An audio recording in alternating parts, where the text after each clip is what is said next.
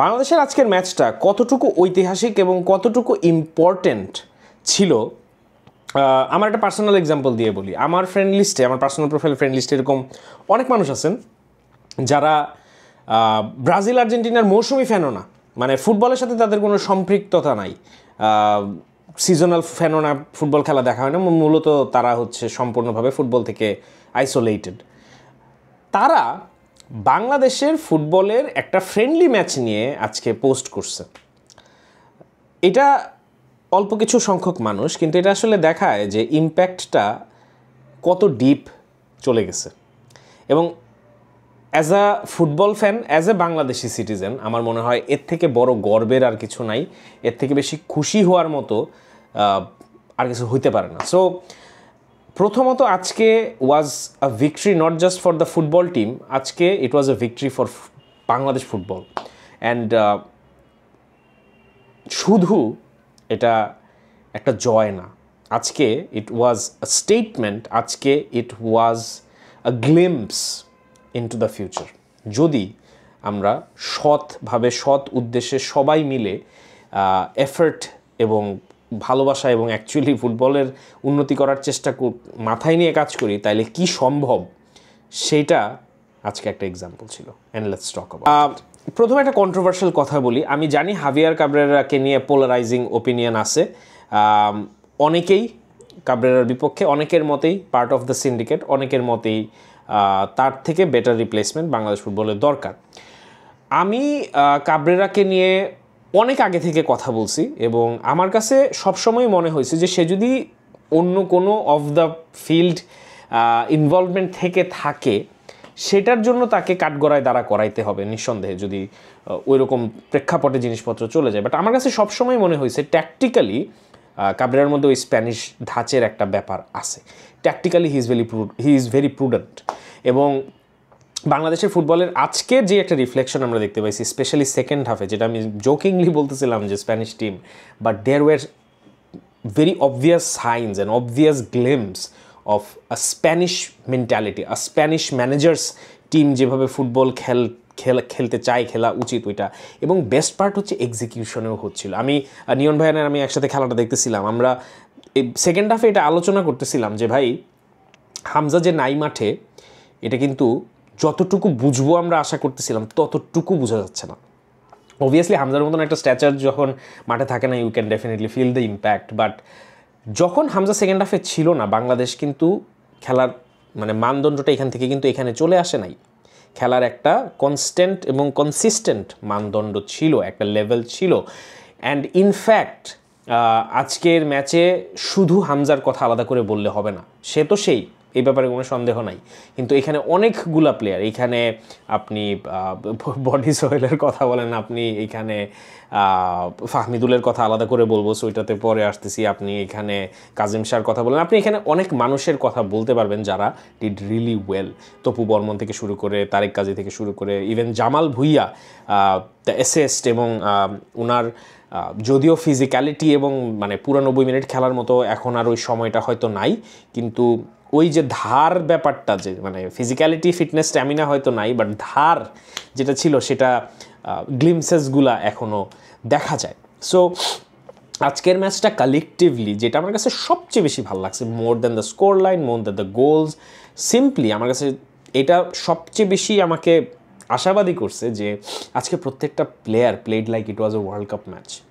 খেলার মধ্যে ওই ইন্টেন্সিটি, খেলার মধ্যে স্পেশালি ফাহমিদুল, এখন এসে ফাহমিদুলের কথা বলতেই হয়। আমরা যেই ধরনের একটা আপরোর দেখছিলাম ফাহমিদুলকে নিয়ে, ফাহমিদুল আজকে সেটা জাস্টিফাই করে ছেড়ে দিছে। ফাহমিদুল আজকে দেখাই দিছে যে আমাকে নিয়ে যে কথাবার্তা হয়েছিল সেটা লেজিটিমেট ছিল। আমাকে নিয়ে যেই দর্শকরা আপসেট হয়েছিল about for not keeping me, সেটা জাস্টিফাই করে দিছে আজকে। এবং আমার মনে হয় এইটা is a very solid example of what fans mean about, মানে ওয়েন দে সে, যখন তারা আসলে চায় যে স্পেসিফিক কিছু প্লেয়ারদের রাখা হোক, না রাখা হলে কেন রাখা হয় না সেটার ব্যাপারে ক্ল্যারিটি দেওয়া হোক। এবং আমার মনে হয় আজকে ফাহমিদুলের খেলা দেখার পরে আপনি অ্যাজ আ ফুটবল ফ্যান এটা দাবি করতেই পারেন যে না, আমাদেরকে জানাইতে হবে, আমাদেরকে বুঝাইতে হবে, আমাদেরকে বলতে হবে যে what are the reasons. Just ধোঁয়াশা দিলে হবে না, আজকে ডিসিপ্লিনারি, কালকে পেট খারাপ, পরশু দিন গেছে গা সৌদি থেকে, এইগুলা মানে মাল্টিপল ন্যারেটিভ হলে হবে না। You have to be very clear if it's a player like Fahmidul যে আজকে দেখাই দিছে। এখন অবভিয়াসলি সে মানে লামিন ইয়ামাল না, অবভিয়াসলি সে নেইমার জুনিয়র না, ভিনিসিয়াস জুনিয়র না, সে আসলে বাংলাদেশের প্রেক্ষাপটে একজন অত্যন্ত ইম্পর্টেন্ট প্লেয়ার, এই ব্যাপারে কোনো সন্দেহের অবকাশ নাই। এবং তাকে নার্চার করতে হবে, তাকে ওয়েলকামড ফিল করাইতে হবে, যেটা ফ্যানরা ব্রিলিয়ান্টলি করছে। দেখেন ভাই, আমি ক্রিকেট মাঠে যেয়ে দেখছি, ক্রিকেটের প্রতি আমার একটা অন্যরকম ভালোবাসা কাজ করতো, আমার ফ্যামিলিতে ক্রিকেটের একটা লিনিয়েজ আছে, সব কিছু মিলে আমি সাকিবের নাম চিল্লাইতে দেখছি বাংলাদেশের দর্শকদের, আমি মুর্তজার নাম চিল্লাইতে দেখছি, আমি হাবিবুল বাশারের নাম চিল্লাইতে দেখছি মানুষজনকে। অনেক আইকনিক মুহূর্ত ছিল। আজকে যখন ফাহমিদুল বলে পুরা স্টেডিয়াম একটা পর্যায়ে চিল্লাচ্ছিল, it felt different, it felt really different. The drum beats, the মানে পুরা অলমোস্ট আজকে মনে হয় 15,000-এর মতো হয়তো বা ফুল ক্যাপাসিটি ছিল। So it felt different. আজকে যখন হামজা বল পাচ্ছিল, ইট ফেল্ট ডিফারেন্ট। সো এই ভালোবাসাটা, এই জিনিসটার জন্যই এই প্লেয়ারগুলো কিন্তু আসছে, কোনো মনিটারি ভ্যালুর জন্য আসে নাই, কোনো লাইমলাইটের জন্য আসে নাই, কোনো স্পন্সারের জন্য আসে নাই। তারা কিন্তু সিম্পলি আপনার আমার কাছ থেকে এই ভালোবাসাটা এবং এই ওয়েলকামিং ব্যাপারটা পাওয়ার জন্যই আসছে। সো এইটা আমি কেন আপনাদেরকে আবার মনে করাই দিতেছি যে দেখেন, ফুটবলে প্লেয়াররা খারাপ ম্যাচ খেলবেই। ফাহমিদুল আজকে মাশাআল্লাহ খুবই ভালো খেলছে, সে একটা ম্যাচে খারাপ খেলবে। আমরা যাতে ভুলে না যাই, আমরা যাতে প্লেয়ারদেরকে জাস্ট কয়েকটা ম্যাচের বেসিসে মানে কাঠগড়ায় দ্বারা না করাই, এই জিনিসটা আমাদের একটু মাথায় রাখতে হবে। আর দ্বিতীয়ত, আমি আজকের খেলাটা নিয়ে আমার কাছে সবচেয়ে যেই জিনিসটা আমি বলবো যে সবচেয়ে বেশি চোখে পড়ছে এবং যেটা নিয়ে আসলে কথা বলতে হবে, সেটা হচ্ছে পজিশনাল অ্যাওয়ারনেস। ফুটবলের একটা কোর কনসেপ্ট হচ্ছে যে it's 11 puppets on a string. স্ট্রিংটা ধরে রাখে হচ্ছে manager. 11 puppets on a string, যেটাকে অর্কেস্ট্রেট করে বা যেটা নিয়ে খেলাধুলা করে হচ্ছে the puppet master, which is the manager. Modern football runs like that. Modern ফুটবলে আপনি শুধুমাত্র ইন্ডিভিজুয়াল ফ্রিডমের উপর দিয়ে ছেড়ে দিলে it will not work against well drilled, well systematic sides. আজকে প্রত্যেকটা প্লেয়ারের পায়ে বল যাওয়ার পর এটা খুব ক্লিয়ারলি দেখা যাচ্ছিল, ক্লিয়ারলি খুব বোঝা যাচ্ছিল যে সে জানে তার সাপোর্টে কে কে আছে, সে জানে তার কী কী পাসিং অপশনস আছে। এবং এটা শুনতে খুব সিম্পল কথা মনে হইলেও এটা একেবারেই সিম্পল কিছু না। আপনি যখন একজন পিভট, আপনি যখন হামজা চৌধুরী, তখন আপনি জানেন যে আমার ফুল ব্যাকরা কোথায় আছে, আমার সেন্টার ব্যাকরা কোথায় আছে, আমার পাসিং অ্যাভিনিউজ উইংয়ে কে আছে, আমার passing support in the midfield কে আছে। এটা খুবই ইম্পর্টেন্ট। এবং এটা কিন্তু শুধু হামজার জানলে হবে না, মানে কখন এটা ইফেক্টিভ হবে, যখন হামজা জানবে এবং যাদের যেখানে থাকা দরকার তারা সেখানে থাকবে। এটা গেল সেকেন্ড পার্ট। থার্ড পার্ট হচ্ছে তারা বলটাকে হারাবে না। অ্যান্ড স্প্যানিশ ধাঁচের যে ফুটবলের কথা আমি বলছি, that is based on this core fundamental principles. এক, পজিশনাল অ্যাওয়ারনেস। দুই, তুমি যখন বল পাচ্ছ, you are not losing it, you are making the most out of your possession. It's not meaningless possession. So তোমার পায়ে যখন বল আছে, এক, তুমি ছাড়বা না। তোমার পায়ে যখন বল নাই, তুমি বল না থাকলে পাগল হয়ে যাওয়া।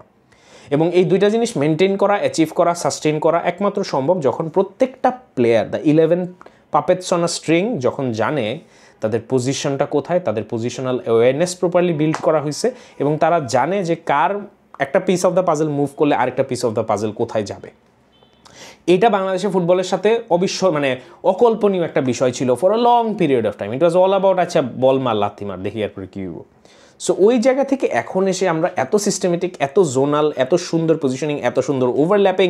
আজকে ফাহমিদুল যতগুলো ট্র্যাক ব্যাক করছে, আজকে রাকিবও ডিফেন্সিভলি শিফট পুট করছে, আজকে জামাল ভুইয়া যেভাবে উপরে উঠে আসছে অ্যাট টাইমস স্পেসটাকে ইউটিলাইজ করার জন্য, ইট ওয়াজ বিউটিফুল টু ওয়াচ। এবং these are very simple terms or simple things that we see in European football day in day out. কিন্তু বাংলাদেশের ফুটবলে এটার শুধু মানে আইডেন্টিফিকেশন না, এটার এক্সিকিউশন, এটার একটা প্রপার রিফ্লেকশন আমরা যখন দেখতে পাইতেছিলাম, আই ওয়াজ মানে আমি বাচ্চাদের মতো খুশি হয়ে লাফাইতেছিলাম মানে মনে মনে যে ইজ ইট অ্যাকচুয়ালি হ্যাপেনিং। এটা অ্যাকচুয়ালি মানে প্রেশার না নেওয়া, আজকে হামজার কিছু ট্যাকেল, আজকে ফাহমিদুলের কিছু ট্যাকেল, আজকে জামাল ভুঁইয়ার কিছু পাসিং, আজকে তপু বর্মনের কিছু ডিফেন্সিভ বলবো যে আমি saving, all of those things. Even Mitul বার্মার কথা আমার এখানে বলতেই হবে। মিতুল বার্মা দুইটা খুবই ভালো সেভ দিছে লাস্টের দিকে এসে, তো আই থিঙ্ক এক্সট্রা টাইমের দিকে যেটা that should have been a goal, that should have been a goal. Bad finishing from the part of the striker অপোজিশনের, but Mitul Marma did a brilliant job. So এখনও মোস্ট রিলায়েবল আমি feel করি না with Mitul Marma because of his height, বলে একটু শেখে থাকে, but he is gradually improving a lot, like seriously a lot. এবং ওই কনফিডেন্সটা যখন ওর মধ্যে আরও বিল্ড হয়ে যাবে, তখন I think we have a very good solid option in the middle of the post. So all in all আসলে আমার মনে হয় যে এর থেকে better, though we could have scored 4 goals very easily. আমার মনে হয় ট্যাপ ইন আমরা মিস করছি 2টা, কিছু সুযোগ আমরা চান্স শুট নেওয়া উচিত ছিল। সব কিছু মিলে আমার কাছে মনে হয় যে সিঙ্গাপুরের অল ইম্পর্ট্যান্ট ম্যাচটার আগে এর থেকে বেটার প্রিপারেশন হওয়া সম্ভব ছিল না, and the boys have done it. Now let's cheer our tigers on, the new tigers in the Singapore match. But video শেষ করার আগে আপনাদেরকে জাস্ট একটা জিনিস একটু বলে রাখি যে মাঠের এক্সপিরিয়েন্সটা আনফর্চুনেটলি আমার বলতে হবে ভালো ছিল না। মাঠটা অসম্ভব সুন্দর, পুরো মাঠ, দ্য হোল থিং ইজ অসম্ভব সুন্দর, কিন্তু আনফর্চুনেটলি মাঠের যে লোকেশনটা এবং মাঠে ঢোকার যে ব্যবস্থাপনা, এটা আসলে চাইলেও কিছু করা যাবে না, কারণ মেইন রোড, আপনি রাস্তা বন্ধ করে কতটুকু আসলে কি ম্যানেজ করতে পারবেন। এক একটা গেট একটা জায়গা থেকে অনেক দূরে, অনেক দোকানপাট, বিতিকিচ্ছিরি একটা অবস্থা। ঢোকা পর্যন্ত ইটস এক্সট্রিমলি শ্যাম্বলিক। আপনারা যারা সিঙ্গাপুরের ম্যাচ দেখতে যাচ্ছেন, আপনারা দয়া করে 2 ঘন্টা আগে ভেন্যুতে থাকবেন। যদি একটু স্বস্তির সাথে ভেন্যুতে যেতে চান, 2 ঘন্টা আগে আপনারা ভেন্যুতে থাকবেন। 2 ঘন্টা আগে বাসা থেকে বেরোবেন না, মানে আপনার 4 ঘন্টা আগে বাসা থেকে বেরোতে হবে যদি দূরে থেকে যান। আর এই একটা জিনিস বাদে আপনার ঢুকে যাওয়ার পর খুব ভালো লাগবে। একটু দূরে আমি রেকমেন্ড করব যে নিচের দিকে যারা বসবেন তারা একটু উপরের দিকে থাকার চেষ্টা করবেন যতটুকু সম্ভব হয়। But other than that the stadium is beautifully constructed. সবার কাছে রিকোয়েস্ট থাকবে, সিটগুলোকে ধ্বংস করবেন না, প্রপার্টিসগুলোকে ডিস্ট্রয় করবেন না, জায়গাটাকে সুন্দর, আমাদের জিনিস আমাদেরই সুন্দর রাখতে হবে। বাট এটা একটু আপনারা মাথায় রাখবেন যারা সিঙ্গাপুরে ম্যাচ দেখতে যাচ্ছেন বা ভবিষ্যতে কোনো ম্যাচ দেখতে যাবেন, যে হাতে সময় নিয়ে বের হবেন, আর 2 ঢোকার প্রসেসটা ফ্রেন্ডলি হবে না, এটা প্লেজেন্ট এক্সপিরিয়েন্স হবে না, এই জিনিসটা মাথায় নিয়ে যান। বাট ঢোকার পর আপনার একটা অন্যরকম স্বস্তি এবং ভালো লাগা কাজ করবে। That being said, see you in the next video.